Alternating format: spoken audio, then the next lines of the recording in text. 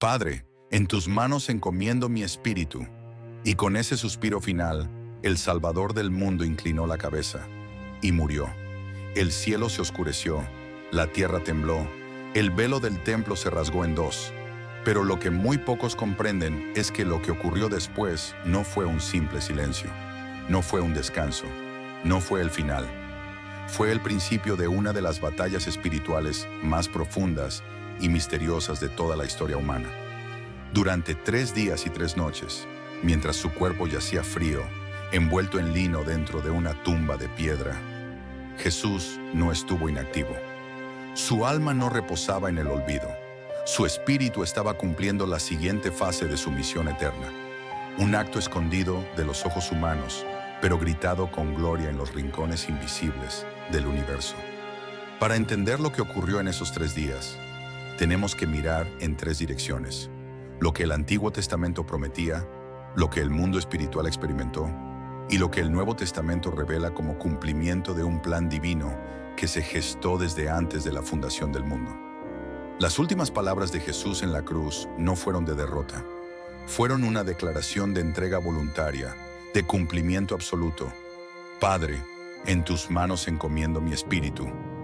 En ese instante, el Redentor de la humanidad inclinó su cabeza y murió. Pero mientras los soldados romanos aseguraban la tumba, mientras las multitudes se dispersaban y mientras sus discípulos lloraban desconsolados, algo profundo y sobrenatural comenzaba a desarrollarse en el mundo espiritual. Jesús, el Hijo eterno de Dios, no estaba inactivo en la muerte. Su alma descendía a lo profundo, a cumplir una misión predicha desde siglos atrás.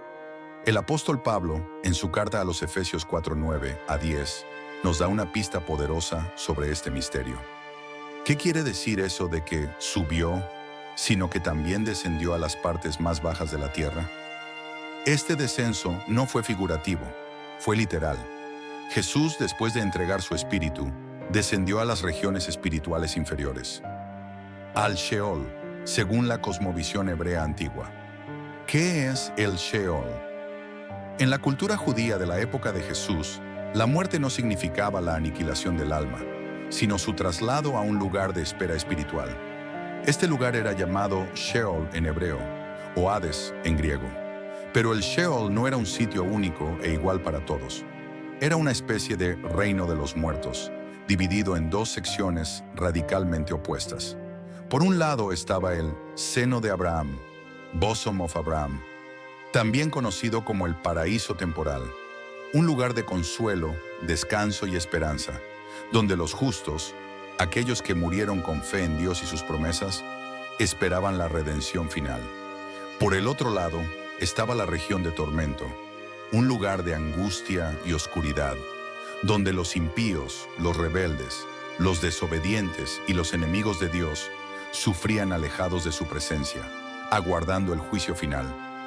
Ambos espacios estaban separados por un gran abismo infranqueable, como lo revela Jesús mismo en la parábola del rico y Lázaro, registrada en Lucas 16, 19, 31.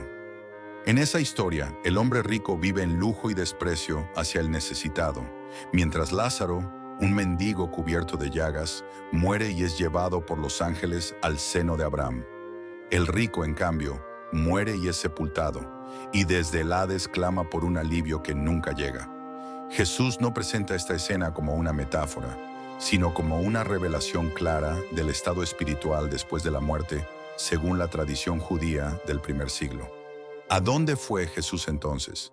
Jesús, al morir en la cruz, no fue al lugar de tormento, no fue al sufrimiento eterno, como algunos piensan erróneamente.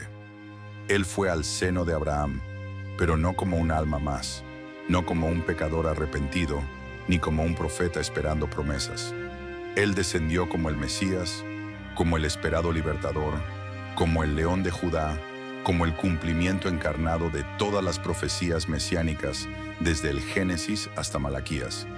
Su descenso fue majestuoso, glorioso, estratégico.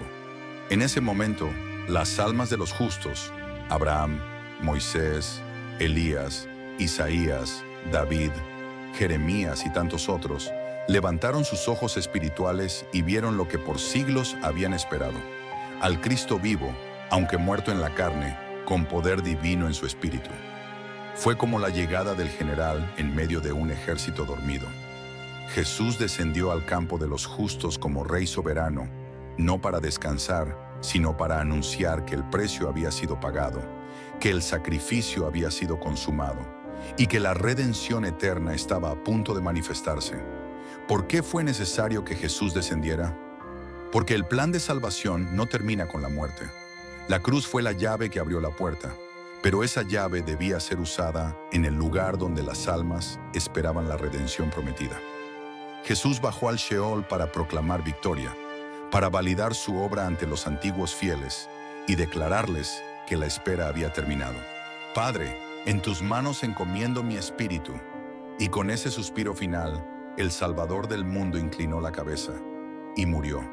El cielo se oscureció, la tierra tembló, el velo del templo se rasgó en dos. Pero lo que muy pocos comprenden es que lo que ocurrió después no fue un simple silencio, no fue un descanso, no fue el final. Fue el principio de una de las batallas espirituales más profundas y misteriosas de toda la historia humana. Durante 3 días y 3 noches, mientras su cuerpo yacía frío, envuelto en lino dentro de una tumba de piedra, Jesús no estuvo inactivo. Su alma no reposaba en el olvido. Su espíritu estaba cumpliendo la siguiente fase de su misión eterna. Un acto escondido de los ojos humanos, pero gritado con gloria en los rincones invisibles del universo. Para entender lo que ocurrió en esos 3 días, tenemos que mirar en 3 direcciones: lo que el Antiguo Testamento prometía, lo que el mundo espiritual experimentó y lo que el Nuevo Testamento revela como cumplimiento de un plan divino que se gestó desde antes de la fundación del mundo. Las últimas palabras de Jesús en la cruz no fueron de derrota, fueron una declaración de entrega voluntaria, de cumplimiento absoluto. Padre, en tus manos encomiendo mi espíritu. En ese instante, el Redentor de la humanidad inclinó su cabeza y murió. Pero mientras los soldados romanos aseguraban la tumba, mientras las multitudes se dispersaban y mientras sus discípulos lloraban desconsolados, algo profundo y sobrenatural comenzaba a desarrollarse en el mundo espiritual. Jesús, el Hijo eterno de Dios, no estaba inactivo en la muerte. Su alma descendía a lo profundo, a cumplir una misión predicha desde siglos atrás. El apóstol Pablo, en su carta a los Efesios 4:9 a 10, nos da una pista poderosa sobre este misterio. ¿Qué quiere decir eso de que subió, sino que también descendió a las partes más bajas de la tierra? Este descenso no fue figurativo, fue literal. Jesús, después de entregar su espíritu, descendió a las regiones espirituales inferiores, al Sheol, según la cosmovisión hebrea antigua. ¿Qué es el Sheol? En la cultura judía de la época de Jesús, la muerte no significaba la aniquilación del alma, sino su traslado a un lugar de espera espiritual. Este lugar era llamado Sheol en hebreo, o Hades en griego. Pero el Sheol no era un sitio único e igual para todos. Era una especie de reino de los muertos, dividido en 2 secciones radicalmente opuestas. Por un lado estaba el seno de Abraham, Bosom of Abraham, también conocido como el paraíso temporal, un lugar de consuelo, descanso y esperanza, donde los justos, aquellos que murieron con fe en Dios y sus promesas, esperaban la redención final. Por el otro lado estaba la región de tormento, un lugar de angustia y oscuridad, donde los impíos, los rebeldes, los desobedientes y los enemigos de Dios sufrían alejados de su presencia, aguardando el juicio final. Ambos espacios estaban separados por un gran abismo infranqueable, como lo revela Jesús mismo en la parábola del rico y Lázaro, registrada en Lucas 16, 19, 31. En esa historia, el hombre rico vive en lujo y desprecio hacia el necesitado, mientras Lázaro, un mendigo cubierto de llagas, muere y es llevado por los ángeles al seno de Abraham. El rico, en cambio, muere y es sepultado, y desde el Hades clama por un alivio que nunca llega. Jesús no presenta esta escena como una metáfora, sino como una revelación clara del estado espiritual después de la muerte según la tradición judía del primer siglo. ¿A dónde fue Jesús entonces? Jesús, al morir en la cruz, no fue al lugar de tormento, no fue al sufrimiento eterno, como algunos piensan erróneamente. Él fue al seno de Abraham, pero no como un alma más, no como un pecador arrepentido, ni como un profeta esperando promesas. Él descendió como el Mesías, como el esperado libertador, como el león de Judá, como el cumplimiento encarnado de todas las profecías mesiánicas, desde el Génesis hasta Malaquías. Su descenso fue majestuoso, glorioso, estratégico. En ese momento, las almas de los justos, Abraham, Moisés, Elías, Isaías, David, Jeremías y tantos otros, levantaron sus ojos espirituales y vieron lo que por siglos habían esperado: al Cristo vivo, aunque muerto en la carne, con poder divino en su espíritu. Fue como la llegada del general en medio de un ejército dormido. Jesús descendió al campo de los justos como Rey soberano, no para descansar, sino para anunciar que el precio había sido pagado, que el sacrificio había sido consumado y que la redención eterna estaba a punto de manifestarse. ¿Por qué fue necesario que Jesús descendiera? Porque el plan de salvación no termina con la muerte. La cruz fue la llave que abrió la puerta, pero esa llave debía ser usada en el lugar donde las almas esperaban la redención prometida. Jesús bajó al Sheol para proclamar victoria, para validar su obra ante los antiguos fieles y declararles que la espera había terminado. ¿Quiénes eran los cautivos que Jesús liberó? Durante siglos, los hombres y mujeres justos del Antiguo Testamento, Abel, Noé, Abraham, Sara, Moisés, Josué, Raquel, Ruth, David, Isaías, Jeremías, Daniel y muchos más, vivieron con fe en las promesas de Dios. Ellos sabían que un día vendría el ungido, el Mesías, quien restauraría todas las cosas. Pero murieron sin ver el cumplimiento total de esas promesas. Sus almas fueron al seno de Abraham, al lugar de descanso dentro del Sheol, un espacio apartado de sufrimiento, pero aún no en la presencia directa del Padre, porque la obra redentora aún no había sido concluida.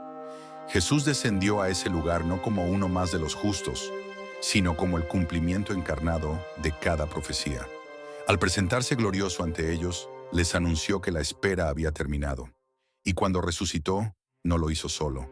Él llevó consigo a aquellos que habían sido retenidos por la muerte, aunque en paz, porque ahora, gracias a su sacrificio, tenían acceso libre al cielo. La cautividad fue cautiva, lo que estuvo retenido fue libertado. Las almas que estaban guardadas en el seno de Abraham fueron trasladadas a la gloria celestial. Mateo 27, 52 a 53. El testimonio sobrenatural. Este momento no solo ocurrió en el mundo espiritual, tuvo una manifestación física e innegable. El Evangelio de Mateo, con una declaración que sacude la mente y el corazón, nos revela lo siguiente: y los sepulcros se abrieron, y muchos cuerpos de santos que habían dormido se levantaron, y saliendo de los sepulcros después de la resurrección de él, vinieron a la santa ciudad y aparecieron a muchos. Mateo 27, 52 a 53. Esto no fue un símbolo, fue una manifestación real y poderosa. Muertos resucitaron. Santos que habían dormido en la esperanza fueron vistos caminando por Jerusalén. Dios permitió que este suceso fuera visible para confirmar que la resurrección de Cristo no fue un hecho aislado, sino el principio de una gran liberación espiritual y física. No era una simple resurrección simbólica, era la evidencia viva de que la muerte había sido vencida. Cada uno de esos santos resucitados fue un testimonio andante de la gloria del Mesías. Imagínate por un momento, hombres y mujeres que habían muerto hacía generaciones apareciendo en las calles, reconociendo al Mesías resucitado, confirmando a los vivos que el reino había llegado. ¿Cómo ocurrió esta liberación? El momento exacto de la resurrección de Cristo fue como una explosión espiritual. Su victoria en la cruz selló el destino del pecado. Su proclamación en el Hades confirmó la derrota de las tinieblas. Pero su resurrección fue el sello divino, el grito del cielo diciendo: «Todo ha sido consumado». En ese instante las puertas eternas se abrieron. El velo espiritual que separaba al hombre de la gloria fue rasgado, y Jesús, al levantarse de entre los muertos, extendió su mano a todos los que habían muerto en fe y los condujo al paraíso celestial, no como esclavos libertados, sino como herederos rescatados. Un acto de justicia celestial. El Padre, desde su trono eterno, contempló cómo su Hijo regresaba con los frutos de su obra. No regresaba solo, sino acompañado de miles de almas redimidas. Aquellos que esperaron con paciencia ahora podían ver su rostro. Aquellos que profetizaron sin ver, ahora contemplaban la plenitud, y la eternidad celebró. Esos justos del antiguo pacto no podían entrar en la plenitud del cielo sin la sangre del Cordero. Pero ahora el Cordero inmolado estaba vivo y los guiaba de la mano hacia la eternidad. El seno de Abraham ya no era necesario. La espera había terminado, el reino había comenzado. ¿Qué significa esto para nosotros hoy? Significa que no hay muerte que detenga la promesa de Dios. Significa que la espera siempre vale la pena si está anclada en la fe. Significa que Jesús no solo murió por ti, también descendió por ti, proclamó por ti y ascendió llevándote consigo. Hoy cada creyente que muere en Cristo no va al seno de Abraham ni a un lugar de espera. Va directamente a la presencia del Padre, porque Jesús abrió el camino, porque la cautividad ya fue llevada cautiva. Y si Él fue capaz de romper las cadenas de los justos del pasado, también puede romper tus cadenas hoy. Cadenas de miedo, cadenas de condena, cadenas de duda. No hay prisión que el Hijo no pueda abrir. ¿Qué significan las llaves de la muerte y del Hades? En el lenguaje bíblico, las llaves representan autoridad, control y soberanía. Quien tiene las llaves, tiene el poder de abrir o cerrar, de liberar o retener, de dar acceso o impedir el paso. Antes de la cruz, la muerte era la gran enemiga. El Hades, el lugar de los muertos, retenía a las almas en su dominio. Satanás, aunque no era dueño del infierno, ejercía influencia sobre el temor, la condenación y la separación entre Dios y el hombre. El terremoto celestial. La tumba no pudo retenerlo. Mateo 28:2 nos narra este momento así. Y hubo un gran terremoto, porque un ángel del Señor descendió del cielo, y llegando, removió la piedra y se sentó sobre ella. Ese terremoto no fue solo físico, fue una manifestación del cielo celebrando la victoria. El ángel no movió la piedra para que Jesús pudiera salir, porque Jesús ya había salido. La piedra fue removida para que el mundo pudiera ver que la tumba estaba vacía, que el rey había vencido, que la muerte fue derrotada, y no solo resucitó, resucitó con un cuerpo glorificado. Ya no era el cuerpo limitado por el cansancio o el dolor, era un cuerpo resucitado, inmortal, incorruptible, eterno, tan real que comió con sus discípulos, y tan glorioso que atravesó paredes, ascendió al cielo y fue reconocido como el Señor de todo. Jesús se aparece, prueba irrefutable de su victoria. Jesús no resucitó en secreto, se mostró, se dejó ver, se apareció a mujeres, a los discípulos, a los de Emaús, a Tomás, a más de 500 personas a la vez. No fue un delirio colectivo, no fue una visión emocional, fue un testimonio tangible. Miren mis manos y mis pies, les dijo. Soy yo mismo, tóquenme y vean. Un espíritu no tiene carne ni huesos, como ven que yo tengo. Lucas 24:39. Las marcas seguían allí. Las señales de la cruz no desaparecieron.